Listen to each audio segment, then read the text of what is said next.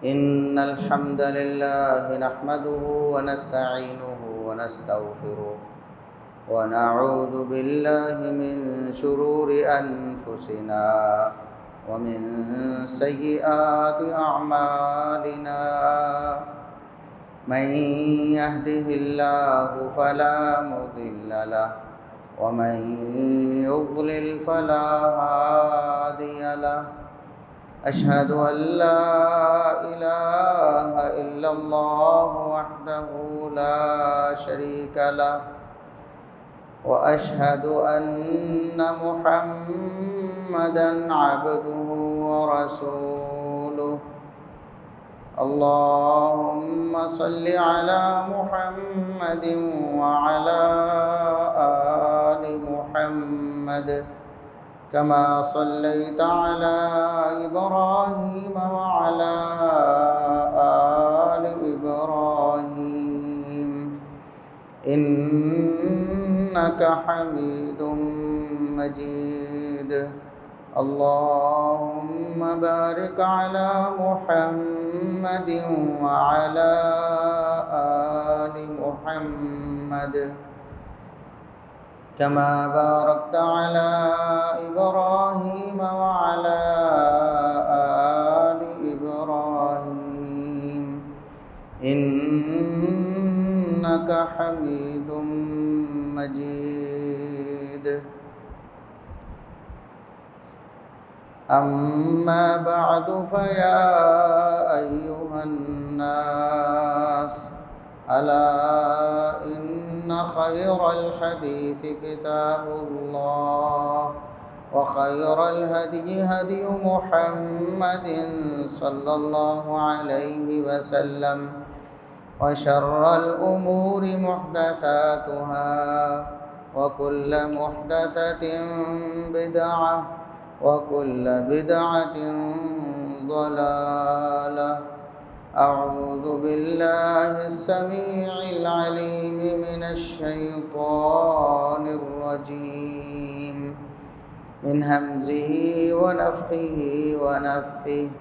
بسم الله الرحمن الرحيم. إن عدة الشهور عند الله 12 شهرا في كتاب الله يوم خلق السماوات والأرض منها 4 حرم ذلك الدين القيم. انتہائی قابل احترام سامعین و سامعات، محرم الحرام کا مہینہ شروع ہو چکا ہے۔ اللہ رب العزت نے جب سے زمین و آسمان کو پیدا فرمایا ہے، زمانے کی تقسیم فرمائی، زمانے کو سالوں میں، سالوں کو مہینوں میں تقسیم فرمایا، تو ایک سال کے 12 مہینے اللہ رب العزت نے مقرر فرمائے۔ یہ 12 مہینے وہ ہیں جو اسلامی مہینے کہلاتے ہیں: محرم، صفر، ربیع الاول، ربیع الثانی، جمادی اولی، جمادی ثانیہ، رجب، شعبان، رمضان، شوال، ذوالقعدہ، ذوالحجہ۔ یہ 12 مہینے اسلامی مہینے ہیں۔ ہمارے اسلامی حساب کتاب سارے کے سارے اسی کے مطابق چلتے ہیں۔ ہمارے بچوں کو بھی انگریزی مہینے یاد ہوتے ہیں، ہمیں بھی یاد ہوتے ہیں، لیکن اسلامی مہینے الا ماشاءاللہ بہت کم لوگوں کو یاد ہوتے ہیں۔ حالانکہ ہماری خوشیوں کے جو موقع ہیں اسلام نے جو مقرر کیے ہیں، عید الفطر اور عید الاضحیٰ، یہ بھی اسلامی مہینوں کے مطابق ہیں۔ باقی جو ہمارے دینی معاملات ہیں ان میں اگر مہینے شمار کرنے ہوں تو وہ بھی اسلامی مہینے ہوتے ہیں۔ جیسا کہ کسی عورت نے عدت گزارنی ہوتی ہے، اس کا خاوند فوت ہو گیا ہے تو 4 مہینے 10 دن عدت گزارنی ہے، وہ عدت اسلامی مہینوں کے مطابق، انگریزی مہینوں کے مطابق نہیں۔ کیونکہ اسلامی اور انگریزی مہینوں میں فرق ہے، ایک سال میں تقریباً 10 دن کا فرق آتا ہے۔ تو اسلامی مہینوں کو یاد رکھنا چاہیے، اگرچہ ہمارا نظام چونکہ انگریزی مہینوں کے مطابق چل رہا ہے، ہماری مجبوری ہے کہ ہم انگریزی کیلنڈر کو فالو کرتے ہیں، لیکن اس کا یہ مطلب نہیں کہ ہم اپنے جو دینی اور شرعی اور اسلامی مہینے ہیں ان کو ویسے ہی بھول جائیں، ہمیں پتہ ہی نہ ہو کہ ان کے نام کیا ہیں، ان کے احکام و مسائل کیا ہیں۔ تو بہرحال اللہ رب العزت نے شروع سے، جب سے زمین و آسمان کا نظام قائم فرمایا، دن رات اللہ رب العزت نے پیدا فرمائے، تو زمانے کو تقسیم کیا، ایک سال میں 12 مہینے بنائے، وہ 12 اسلامی مہینے۔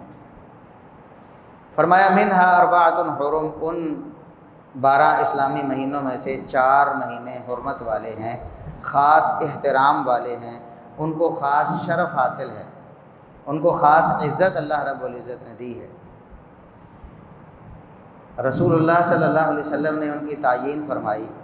قرآن کریم میں اللہ رب العزت نے فرمایا کہ 4 مہینے حرمت والے ہیں۔ ان 4 مہینوں کی تعیین قرآن کریم میں اللہ رب العزت نے نہیں فرمائی، بلکہ محمد الرسول اللہ صلی اللہ علیہ وسلم پر وحی نازل فرمائی، اور آپ صلی اللہ علیہ وسلم نے امت کو بتایا کہ وہ 4 مہینے کون سے ہیں۔ ویسے تو یہ 4 مہینے شروع سے حرمت والے تھے، تمام انبیاء کی، تمام رسولوں کی، تمام شریعتوں میں یہ 4 مہینے حرمت والے تھے، اور کفار مکہ بھی ان 4 مہینوں کا احترام کرتے تھے اپنی سمجھ، اپنی سوچ کے مطابق۔ قرآن نے اس کا بھی تذکرہ فرمایا ہے کہ انہوں نے ان 4 مہینوں کے احترام میں اپنی طرف سے کچھ چیزیں شامل کر دیں، جیسا کہ 4 مہینے مسلسل نہیں ہیں، 3 مہینے مسلسل ہیں، ذوالقعدہ، ذوالحجہ اور محرم، اور 1 مہینہ رجب کا ہے جو درمیان میں کر کے آتا ہے۔ تو وہ چونکہ لڑائی بھڑائی کے عادی تھے، قتل و غارت ان کے خون میں سمائی ہوئی تھی، تو وہ 3 مہینے تو گزارتے، 4تھے مہینے کے لیے پھر انتظار نہیں کرتے تھے۔ وہ کہتے کہ ہم 4 مہینوں کو جمع کر لیں، کسی بھی طریقے سے آگے پیچھے کر کے 4 مہینے حرمت والے اکٹھے گزار کے اس کے بعد ہم اپنا جو دنگا فساد والا سلسلہ ہے اس کو جاری کر دیں۔ تو قرآن نے اس کو بھی کفر میں زیادتی کہا ہے کہ اسلامی مہینوں کا احترام جس طرح اللہ رب العزت نے بتایا ہے صرف اسی طرح کرنا ہے، ترتیب جو اللہ رب العزت نے بتائی ہے صرف وہی رکھنی ہے۔ تو محمد الرسول اللہ صلی اللہ علیہ وسلم نے اللہ کی وحی سے فرمایا کہ حجۃ الوداع والے سال یہ جو ترتیب کفار بدلتے رہتے تھے، مشرکین مکہ اور ان سے پہلے لوگ اپنی سہولت کے مطابق ترتیب بدل دیتے تھے، فرمایا کہ اللہ رب العزت نے اس سال ان مہینوں کو اپنی ترتیب کے مطابق کر دیا ہے، یعنی کفار اپنی مرضی سے بدلتے رہے، لیکن حجۃ الوداع کے موقع پر جب انہوں نے ترتیب بدلی تو وہی ترتیب بن گئی جو اللہ رب العزت نے شروع میں مقرر فرمائی تھی اسلامی مہینوں کی۔ تو اس کے بعد پھر قیامت تک اس کو بدلنے کی اجازت نہیں تھی۔ تو 4 مہینے حرمت والے ہیں جن میں 3 مسلسل ہیں، جن میں سے 2 گزر چکے ہیں۔ 4 مہینوں میں سے 3 مسلسل ہیں، ذوالقعدہ، ذوالحجہ اور محرم۔ 2 مہینے گزر چکے ہیں اور تیسرا مہینہ شروع ہو چکا ہے، اور 4تھا مہینہ رجب آگے آئے گا۔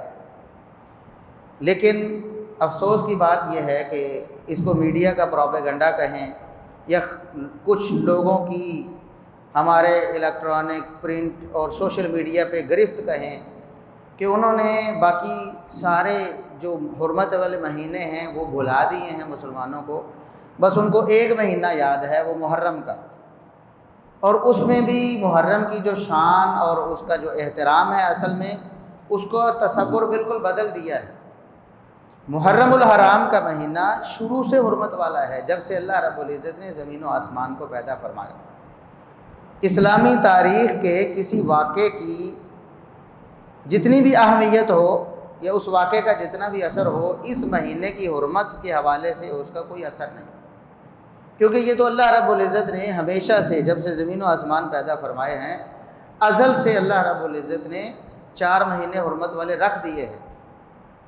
تو محرم کے مہینے میں خاص طور پر لوگوں کو یہ احساس دلایا جاتا ہے مسلمانوں کو کہ یہ حرمت والا مہینہ ہے، بالکل حرمت والا مہینہ ہے، لیکن اس سے پہلے جو 2 مہینے گزرے ہیں وہ بھی حرمت والے مہینے ہیں، اور جو رجب کا مہینہ آنے والا ہے وہ بھی حرمت والا مہینہ ہے۔ لیکن ان مہینوں میں کسی مسلمان کو احساس تک نہیں ہوتا کہ وہ حرمت والا مہینہ۔ اور پھر حرمت کا مطلب کیا ہے؟ احترام۔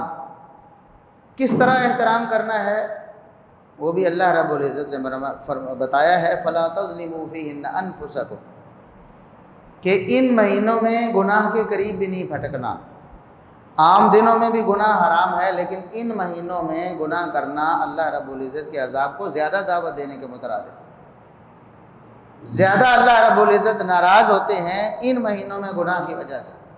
تو لہٰذا ان مہینوں کے احترام کا سب سے بنیادی تقاضا یہ ہے کہ اپنے آپ کو ہر قسم کی برائی سے، ہر قسم کی بے حیائی سے، ہر قسم کے جھوٹ، دھوکے، فریب، ملاوٹ، رشوت، ہر قسم کے گناہ سے اپنے آپ کو ان مہینوں میں بچایا جائے۔ خاص طور پر یہ ان مہینوں کا احترام ہے۔ تو 2 مہینے جو گزر چکے ہیں، ذوالقعدہ اور ذوالحجہ، ان میں ہمیں پتہ ہی نہیں تھا کہ یہ کوئی احترام والے مہینے ہیں۔ ہر قسم کی بے غیرتی، ہر قسم کی فحاشی، عریانی، بے حیائی اور ہر قسم کا گناہ ہم کرتے چلے آئے، لیکن محرم کے پہلے 10 دنوں میں ہمیں یہ یاد دلایا جائے گا کہ یہ مہینہ احترام والا ہے، بالکل احترام والا ہے، لیکن ایسے ہی احترام والا ہے جیسے پہلے 2 مہینے گزرے۔ بلکہ ان مہینوں میں آپ کے سامنے گوش گزار کیا گیا تھا کہ رسول اللہ صلی اللہ علیہ وسلم نے فرمایا کہ جو ذوالحجہ کے پہلے 10 دن ہیں وہ تمام دنوں سے زیادہ افضل ہیں، وہ سال کے سارے دنوں سے زیادہ اللہ رب العزت کی خوشنودی کے لیے، اس کی رضا کے لیے چھوٹے سے چھوٹا عمل جو ذوالحجہ کے پہلے 10 دنوں میں کیا جاتا ہے وہ سال کے باقی پورے دنوں اور پورے اس کے اوقات میں سے، جن میں محرم کے پہلے 10 دن بھی شامل ہیں، ان میں کیے گئے بڑے سے بڑے عمل سے زیادہ افضل ہے ذوالحجہ کے پہلے 10 دنوں کا عمل۔ وہ 10 دن بھی گزر گئے، میڈیا نے ہمیں نہیں بتایا کہ یہ حرمت والے دن ہیں، میڈیا نے آواز بھی نہیں، ایک ہلکی سی آواز بھی نہیں آئی کہ یہ حرمت والے مہینے ہیں، یہ شرف والے مہینے ہیں، ان میں گناہ نہ کرو۔ عید بھی ذوالحجہ کے 10 تاریخ کو آئی تھی، عید الاضحیٰ جو ہے یہ ابھی گزری ہے پچھلے مہینے میں، ذوالحجہ کی 10 تاریخ کو، یعنی 10واں دن بھی ذوالحجہ کا پورا مہینہ بھی حرمت والا ہے، اور پہلے 10 دن خصوصی طور پر بہت زیادہ اہمیت والے ہیں۔ وہ 10 دن بھی گزرے اور 10ویں دن عید الاضحیٰ بھی گزری۔ ہر قسم کا گانا بجانا، فحاشی، عریانی، بے غیرتی، بے حیائی، جھوٹ، دھوکہ، فریب، ہر قسم کا سب کچھ چلا، لیکن ہمارے میڈیا سے ایک سی تک کی آواز نہیں آئی کہ یہ مہینہ حرمت والا ہے، یہ دن بڑے قیمتی ہیں، ان میں گناہ نہ کرو۔ محرم الحرام کا آغاز ہوتا ہے تو پہلے 10 دنوں میں احترام کیا جاتا ہے، اور وہ بھی جو دل میں آتا ہے وہ احترام۔ اب وہ احترام کیا ہے جی؟ گانے بند کر دو، قوالیاں چلا دو، وہی ڈھول ڈھمکا، وہی میوزک، وہی گانا بجانا جس کو قرآن نے، جس کو محمد الرسول اللہ صلی اللہ علیہ وسلم نے منع فرمایا۔ رسول اللہ صلی اللہ علیہ وسلم کی بعثت کے مقاصد میں سے ایک مقصد ہے کہ ایسی خرافات کو، ایسی گناہ کی چیزوں کو دنیا سے ختم کیا جائے۔ وہی لگا کر اس میں چیزیں ایڈ کر کے اس کو اسلامی ٹچ دے کر وہی میوزک اس کو بجایا جاتا ہے، سنایا جاتا ہے، لوگوں تک پہنچایا جاتا ہے، میڈیا میں بھی بار بار اس کو نشر کیا جاتا ہے۔ دیکھیں جو گناہ ہے وہ گناہ ہے، لیکن اگر اس کو اسلام کا نام دیں گے تو بڑا گناہ بن جائے گا۔ شراب حرام ہے، کوئی پیتا ہے گناہ گار ہے، اللہ کا باغی بن جاتا ہے، وہ اللہ کو ناراض کرتا ہے، لیکن اگر اس کو اسلامی شراب کہہ دیں یا اس کو ثواب کا کام کہہ دیں، نعوذ باللہ یہ بہت بڑا جرم بن جاتا ہے، بلکہ یہ اللہ رب العزت کی حدود سے بہت تجاوز بن جاتا ہے، اور ایسا شخص قریب ہے کہ دائرہ اسلام سے خارج ہو۔ اگر جانتے بوجھتے ایک حرام چیز کو حلال کہے اور اس کو اسلامی بنانے کی کوشش کرے، دائرہ اسلام سے خارج ہو جائے گا۔ تو شراب حرام ہے تو گانا بجانا، موسیقی، میوزک بھی حرام ہے۔ اس کو آپ قوالی کے نام پہ اس کو آپ کسی اور نام پہ نعت کے اندر ڈال کے، نعوذ باللہ بعض لوگوں نے ایسی جسارتیں بھی کی تھی، اب تو ٹل گئے ہیں، قرآن کریم کے ساتھ بھی میوزک بہت بڑا جرم ہے۔ اگر کوئی اس کو جانتے بوجھتے شعوری طور پر کرتا ہے کہ اس کو حلال سمجھ کر دین کے ساتھ اس کو ملاتا ہے، تو ایسا شخص قریب ہے کہ دائرہ اسلام سے خارج ہو جائے، اس کا ایمان ہی ختم ہے۔ اس لیے یہ احترام وہ احترام ہے جو محمد الرسول صلی اللہ علیہ وسلم نے سکھایا ہے، ہم نے وہ کرنا ہے۔ گناہوں سے بچنا ہے، ہر قسم کا گناہ۔ اور محرم الحرام کا مہینہ اسلامی تاریخ میں اس میں بہت سارے واقعات رونما ہوئے۔ سب سے پہلا جو ایک مشہور واقعہ اور نمایاں واقعہ ہے جو محمد الرسول اللہ صلی اللہ علیہ وسلم نے بتایا، وہ یہ کہ اللہ رب العزت نے موسیٰ علیہ السلام کو فرعون اور آل فرعون سے نجات دی۔ آپ نے وہ واقعہ بارہا سنا ہوگا کہ فرعون اور آل فرعون موسیٰ علیہ السلام اور ان کے جو ساتھی تھے ان کا پیچھا کرتے ہوئے وہ سمندر کے کنارے پہنچ گئے۔ اللہ رب العزت نے موسیٰ علیہ السلام اور ان کے ساتھیوں کے لیے راستے بنا دیے۔ جب وہ ان راستوں سے گزر گئے تو فرعون اور آل فرعون پیچھے آئے، اور انہوں نے بھی کوشش کی کہ انہی راستوں پہ چل کے جو اللہ رب العزت نے خاص طور پر موسیٰ علیہ السلام اور ان کے ساتھیوں کے لیے بنائے تھے، وہ بھی ان کا پیچھا کریں اور پانی سے پار جا کے موسیٰ علیہ السلام اور ان کے ساتھیوں کو پریشان کریں۔ تو اللہ رب العزت نے ان کو سمندر میں غرق کر دیا۔ یہ وہ موقع تھا، یہ وہ لمحہ تھا جب بہت عرصے کی جو غلامی تھی، یہ بہت عرصے کی جو ظلم و ستم کی داستان تھی، وہ ختم ہو گئی۔ موسیٰ علیہ السلام اور ان کے جو ساتھی تھے ایمان والے، اللہ رب العزت نے ان کو نجات دے دی۔ یہ ایک نمایاں واقعہ 10 محرم کو پیش آیا، اور رسول اللہ صلی اللہ علیہ وسلم نے مدینہ تشریف لا کر پوچھا کہ یہ یہودی 10 محرم کو روزہ کیوں رکھتے ہیں؟ بتایا گیا کہ ان کا کہنا ہے کہ موسیٰ علیہ السلام کو اللہ نے نجات دی تھی، فصام موسیٰ شکرا للہ تعالی، اور موسیٰ علیہ السلام نے 10 محرم کو اللہ رب العزت کے اس نعمت پر شکر کا، جو آزادی کی نعمت ملی تھی اس پر اللہ رب العزت کا شکر ادا کرتے ہوئے 10 محرم کا روزہ رکھا تھا۔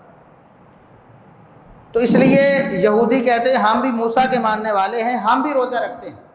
محمد الرسول اللہ صلی اللہ علیہ وسلم نے فرمایا ان کو کہہ دو نحن احق بھی موسیٰ، ہم موسیٰ کے زیادہ تعلق والے ہیں، میں نبی ہوں اور موسیٰ علیہ السلام بھی نبی اور رسول ہیں، میں بھی نبی اور رسول ہوں، میرا جو تعلق ہے موسیٰ علیہ السلام سے، اور پھر مسلمانوں کا تعلق ہے کہ موسیٰ علیہ السلام کو اللہ کا نبی اور رسول مانتے ہیں، اسی طرح جس طرح کتاب و سنت نے اللہ اور اس کے رسول صلی اللہ علیہ وسلم نے بتایا ہے، ہم موسیٰ علیہ السلام سے زیادہ تعلق رکھنے والے ہیں، لہٰذا موسیٰ علیہ السلام کے روزے پر ہم بھی 10 محرم کو روزہ رکھیں۔ اور اس کے بعد آپ صلی اللہ علیہ وسلم نے فرمایا کہ اگلے سال اگر میں زندہ رہا تو میں 9 کا بھی روزہ رکھوں گا، تاکہ ان یہودیوں کی مخالفت بھی ہو جائے کہ یہ صرف 10 کا روزہ رکھتے ہیں۔ یہودیوں کی مخالفت اس قدر اسلام کو مطلوب ہے کہ روزہ جو اسلام میں بھی ایک عبادت ہے، 10 محرم کو وہ رکھتے تھے، تو نبی کریم صلی اللہ علیہ وسلم نے 10 کو رکھا، وہ فرمایا اگلے سال میں زندہ رہا تو میں 9 کو بھی رکھوں گا، تاکہ ان ظالموں سے مخالفت ہو جائے، ان کے ساتھ ہماری مشابہت نہ ہو جائے۔ اور آج ہم مسلمان عادات و اطوار میں اور دین کے بہت سارے کاموں میں جو ان کا دین، ان کی شریعت جو انہوں نے اپنے طور پر گھڑ کے بنا لی، جو قطعاً موسیٰ علیہ السلام کا دین نہیں ہے، وہ ہم نے اپنایا ہوا ہے۔ بہت سی چیزیں یہودیت سے لے لی، بہت سی عیسائیت سے لے لی، بہت سی ہندو مت سے لے لی، جس کو دیکھا، جو چیز دیکھی پسند آئی اس کو اختیار کر لیا۔ یہ کسی مسلمان کا شیوہ نہیں ہو سکتا۔ محمد الرسول اللہ صلی اللہ علیہ وسلم نے فرمایا من تشبہ بقوم فہو منہم، جو شخص جو مسلمان کسی قوم کی مشابہت اختیار کرتا ہے، ان کے جیسا بننے کی کوشش کرتا ہے، اس کا شمار بھی انہی میں سے ہو جاتا ہے۔ اللہ رب العزت اس کا انجام انہی کے ساتھ کر دے۔ آج ہمارے مسلمان دیوالی مناتے ہیں، بسنت مناتے ہیں، ہولی مناتے ہیں، پتہ نہیں کون کون سے ان کے جو تہوار ہیں، کرسمس بھی منا لیتے ہیں، یہودیوں کے ساتھ بھی، عیسائیوں کے ساتھ بھی، ہندوؤں کے ساتھ بھی۔ اللہ کے رسول صلی اللہ علیہ وسلم نے بڑی سخت وعید فرمائی۔ قرآن نے بھی کہا کہ جو ان لوگوں کے ساتھ، یہود و نصارہ کے ساتھ شامل ہوگا ان کے کسی کام میں، اس کا شمار انہی میں سے ہو جائے، ان سے محبت رکھے گا تو انہی میں سے ہو جائے گا، ان کے ساتھ قلبی تعلق رکھے گا تو انہی میں سے ہو جائے گا۔ اور محمد الرسول اللہ صلی اللہ علیہ وسلم نے فرمایا جو ان کی مشابہت اختیار کرے گا اس کا انجام انہی کے ساتھ ہو جائے گا۔ ہمارا دین ہمارا تشخص ہے، ہماری شریعت ہمارا امتیاز ہے، ہمارے امتیازی مسائل ہیں، ہمارے جینے کے اپنے انداز ہیں، ہمارے پہننے کے، ہماری شکل و صورت کے اپنے انداز ہیں جو محمد الرسول اللہ صلی اللہ علیہ وسلم نے ہمیں دیے ہیں، ہمیں انہی کو اختیار کرنا چاہیے۔ ایک تو محرم الحرام کا یہ واقعہ ہے، اور اس واقعے سے رسول اللہ صلی اللہ علیہ وسلم کی ایک تعلیم جڑی ہے کہ 10 محرم کو روزہ رکھنا ہے موسیٰ علیہ السلام کی آزادی کے شکرانے کے طور پر، اور یہ تا قیامت ہے، جب تک قیامت آئے گی مسلمان ایک بھی دنیا میں موجود ہے محمد الرسول اللہ صلی اللہ علیہ وسلم کی سنت کے مطابق 9 اور 10 کا روزہ رکھ کر اپنے گناہوں کو معاف کروائے گا اللہ رب العزت سے۔ اللہ کے رسول صلی اللہ علیہ وسلم نے فرمایا کہ اس سے اللہ رب العزت گناہوں کو معاف فرماتے ہیں۔ محرم کا روزہ ہے 10 محرم کا، اس سے بھی اللہ رب العزت گناہوں کو معاف فرماتے ہیں۔ یوم عرفہ کا روزہ ہے، اس سے بھی گناہوں کو معاف فرماتے ہیں۔ 1 سال کے گناہ معاف ہوتے ہیں، 2 سالوں کے گناہ معاف ہوتے ہیں۔ تو لہٰذا 9-10 محرم کا روزہ اس کو خصوصی طور پر ہم نے اپنانا ہے، ہم نے روزہ رکھنا ہے۔ محمد الرسول اللہ علیہ وسلم کی مخالفت کر کے، یہودیوں کے پیچھے لگ کے، عیسائیوں کے پیچھے لگ کے، کسی اور غیر مذہب کے پیچھے لگ کے ہم نے محمد الرسول اللہ علیہ وسلم کے دین کی مخالفت نہیں کرنی۔ 9-10 محرم روزے کا دن ہے، روزے کا دن ہے۔ روزے کے دنوں میں سبیلیں نہیں لگائی جاتی، روزے کے دنوں میں افطاریاں کروائی جاتی ہیں۔ افطاریوں کے دسترخوان لگائیں، اپنے گھروں میں، اپنے بازاروں میں لوگوں کو دعوت دیں، روزے رکھوائیں، سنت کو زندہ کریں۔ اور اس کے بعد ایک اور واقعہ جو 10 محرم کو پیش آیا، اسی محرم الحرام میں اسلامی تاریخ کا ایک المناک اور دکھ والا واقعہ ہے کہ سیدنا حسین رضی اللہ عنہ جو نواسۂ رسول ہیں، رسول اللہ صلی اللہ علیہ وسلم نے جن کو اپنا پھول کہا ہے، فرمایا کہ حسن و حسین دنیا میں میرے 2 پھول ہیں، 2 پھول ہیں۔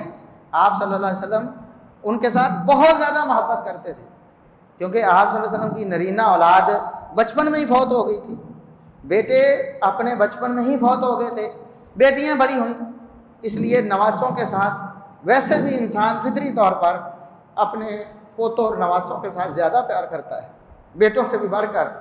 اور پھر اگر بیٹے نہ ہوں، بچپن میں فوت ہو جائیں، پھر احساس اور زیادہ ہوتا ہے۔ تو رسول اللہ صلی اللہ علیہ وسلم بہت پیار کرتے ہیں، بلکہ آپ صلی اللہ علیہ وسلم نے بہت دعائیں کی ہیں ان کے لیے۔ فرمایا اے اللہ حسن و حسین سے تو محبت کر، جو حسن و حسین سے محبت کرتا ہے یا اللہ تو اس سے بھی محبت کر۔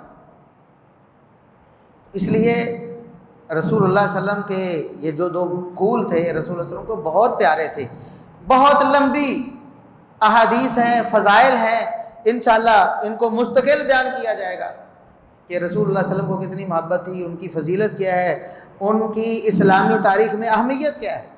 لیکن آج کے اس مہینے کی مناسبت سے کہ ان کی شہادت ہوئی ہے 10 محرم الحرام کو، ظالموں نے، کوفیوں نے دھوکے سے ان کو بلایا اور شہید کر دیا۔ یہ صحیح بخاری میں بھی عبداللہ ابن عمر رضی اللہ عنہما، سیدنا عمر بن خطاب کے بیٹے ہیں، خود بھی صحابی ہیں، والد بھی صحابی ہیں، جلیل القدر صحابی، وہ فرماتے ہیں کہ اللہ اہل عراق کو، کوفیوں کو تباہ و برباد کرے۔ ٹھیک ہے، کیونکہ ایک کوفی نے آ کر مسئلہ پوچھا، کہتے ہیں کہ احرام کی حالت میں مچھر یا مکھی کو ماریں تو کیا کفارہ ہے؟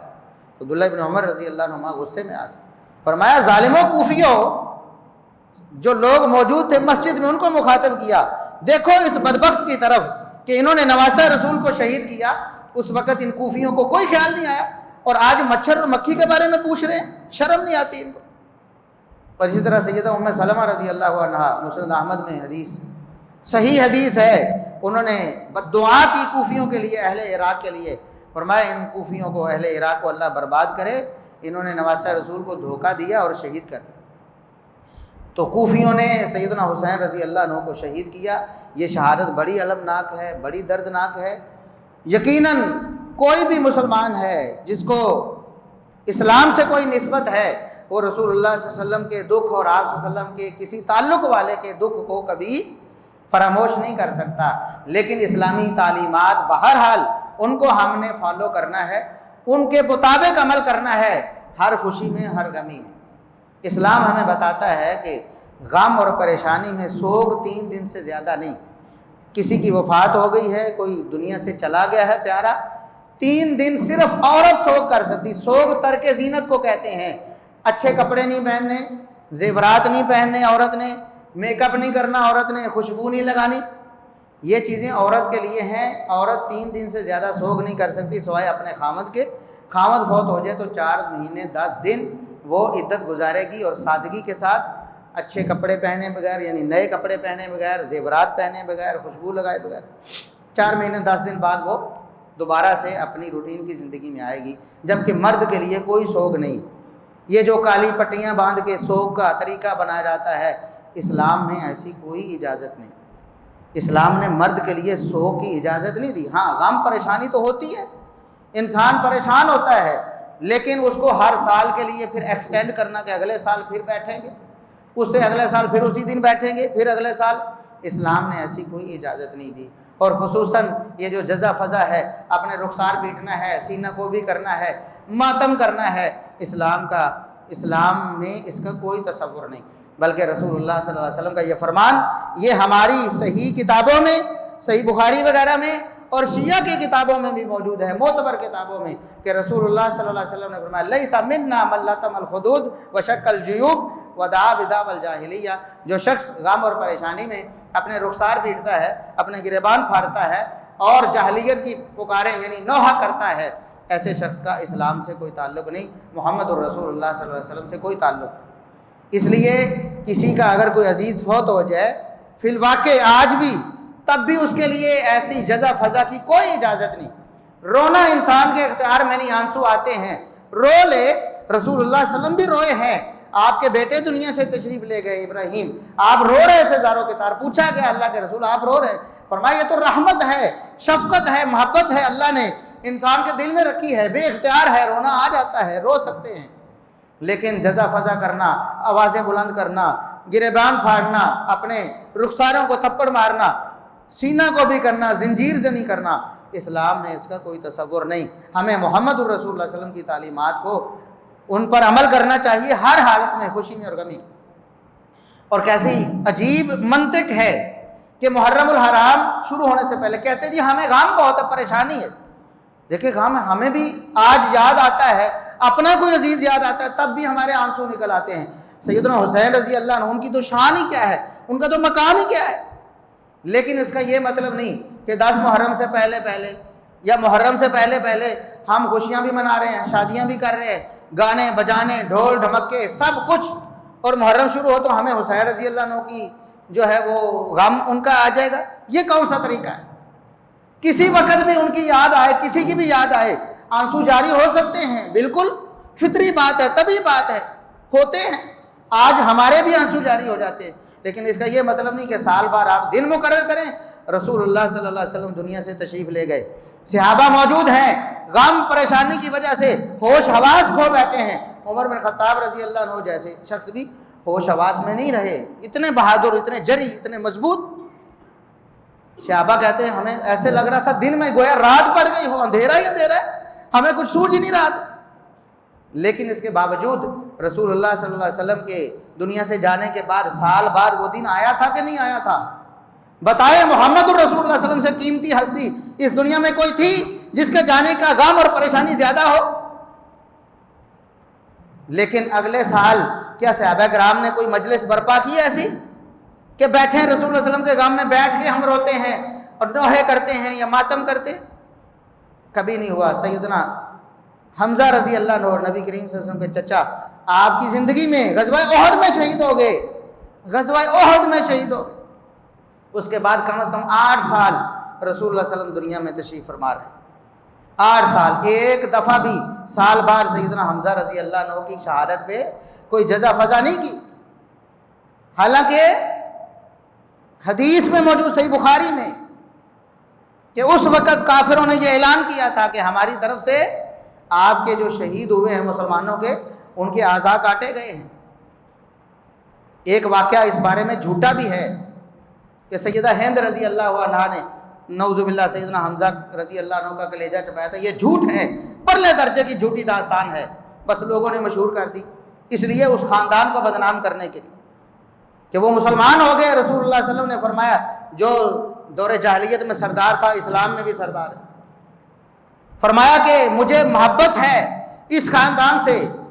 انہوں نے بھی کہا، سیدہ ہند رضی اللہ عنہا نے مسلمان ہو کر اللہ کے رسول مسلمان ہونے سے پہلے ہمیں سب سے برا خاندان آپ کا لگتا تھا، لیکن آج اللہ نے اسلام کی دولت دی ہے، دنیا میں کوئی ہستی آپ سے زیادہ محبوب ہمیں نہیں ہے، دنیا میں کوئی خاندان آپ کے خاندان سے زیادہ ہمیں محبوب نہیں۔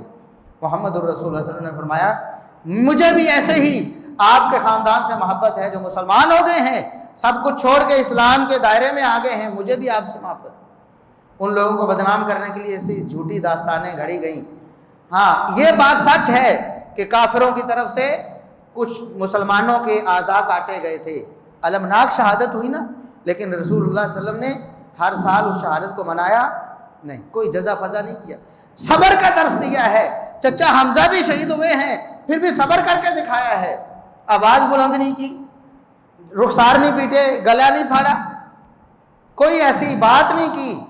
ابراہیم فوت ہوئے آپ کے بیٹے، فرمایا ہم اپنی زبان سے ایسی کوئی بات ادا نہیں کریں، آنکھوں سے آنسو تو جاری ہیں لیکن زبان سے ایسا کوئی کلمہ نہیں نکلے گا جس سے اللہ ناراض ہو جائے، زبان سے وہی بات نکلے گی جو اللہ کو پسند ہے، بس صبر ہے، اللہ کے حکم پہ، اللہ کے امر پہ ہم راضی ہیں، بس یہ۔ تو سیدنا حسین رضی اللہ عنہ کی شہادت یقیناً افسوسناک ہے، لیکن ہر سال اس کو اس طرح منانا، ماتم کر کے، دن مقرر کر کے، یہ اسلام کی تعلیم نہیں ہے۔ محمد الرسول اللہ صلی اللہ علیہ وسلم کو دنیا سے گئے ہوئے 1400 سال ہو گئے، اس سے زیادہ عرصہ۔ صحابہ نے، تابعین نے، تبع تابعین نے، ائمہ دین نے، کسی نے ان کا کوئی نوحہ، کوئی ماتم، کوئی سالانہ ایسا کوئی مجلس ہو، کبھی بھی نہیں۔ کیا آپ صلی اللہ علیہ وسلم کی وفات کیا غمناک نہیں تھی؟ یہ ہم نے کیوں دوہرا معیار اپنا لیا ہے؟ کسی کی پیدائش منا لیتے ہیں، کسی کی وفات منا لیتے ہیں، جس پہ فائدہ نظر آتا ہے، کھانے پینے کا کوئی سامان نظر آتا ہے، ہم وہ کر لیتے ہیں۔ رسول اللہ صلی اللہ علیہ وسلم کی وفات بھی شہادت تھی۔ آپ صلی اللہ علیہ وسلم آخری لمحوں میں فرما رہے تھے کہ غزوہ خیبر میں یہودیوں کی طرف سے مجھے جو زہر دیا گیا تھا، کوشش کی گئی، لقمہ میں نے منہ میں ڈالا تھا، پھینک دیا تھا، لیکن آج وہ زہر میری رگیں کاٹ رہا ہے۔ بتائے زہر دے کر کسی کو مارنا یہ شہادت نہیں ہے اس کے لیے؟ تو رسول اللہ صلی اللہ علیہ وسلم اس زہر کی وجہ سے فرمایا میری رگیں کٹ رہی ہیں، صحیح بخاری، میری رگیں کٹ رہی ہیں، لیکن آپ کی شہادت تو نہیں۔ سیدنا عمر فاروق رضی اللہ عنہ شہید ہوئے ہیں کہ نہیں؟ ان کی شہادت کو منائی ہے کسی نے؟ اس طرح کے ماتم کیا ہو، جزا فضا کیا ہو اور اس طرح کوئی سوگ کی مجلس برپا کی ہو؟ سیدنا عثمان بھی شہید ہوئے، مظلوم ترین شہید اسلامی تاریخ کے، 1 مہینے سے زیادہ عرصہ ان کا پانی کھانا بند رکھا گیا، چوری چھپے کوئی آتا تو کھا لیتے ورنہ روزے سے، ان کو شہید کر دیا گیا، ان کے گھر میں گھس کر ظالموں نے شہید کیا۔ کوئی غم، کوئی ماتم، کوئی پریشانی ہر سال نہیں ہوتی۔ سیدنا علی رضی اللہ عنہ جو والد گرامی ہیں سیدنا حسین رضی اللہ عنہ کے، رسول اللہ صلی اللہ علیہ وسلم کے چچا زاد ہیں، چوتھے خلیفہ راشد ہیں، ان کو شہید کیا گیا۔ یقیناً ان کا مقام سیدنا حسین رضی اللہ عنہ سے بہت اعلیٰ ہے، باپ ہے نا، وہ تو علی ہیں، چوتھے خلیفہ راشد ہیں، ان کا مقام سیدنا حسین سے اعلیٰ ہے، لیکن ان کی بھی شہادت ہوئی ہے۔ ان کی شہادت بھی ہم اس کا مہینہ آپ کو پتہ ہے کون سا ہے؟ مسلمانوں کو مہینہ بھی پتہ نہیں، اس مہینے میں سوگ منانا تو دور کی بات ہے۔ اس لیے یہ جو بندر بانٹ ہے، یہ جو مرضی کا دین ہے، جو مرضی کی شریعت ہے، یہ جو من پسند معاملات ہیں، ہمیں ان سے باہر آنا چاہیے۔ اسلامی تعلیمات کے مطابق خوشی بھی، غمی بھی، اپنے تمام معاملات، تمام مہینے، تمام دن ہو رات ہو، اسلام کے مطابق، تب انشاءاللہ امن بھی آئے گا، خوشحالی بھی آئے گی، اطمینان بھی آئے گا، اجر ملے گا، دنیا بھی سنورے گی، آخرت بھی سنورے گی۔ اللہ رب العزت ہمیں عمل کی توفیق عطا فرمائے۔ وآخر دعوانا الحمدللہ رب العالمین۔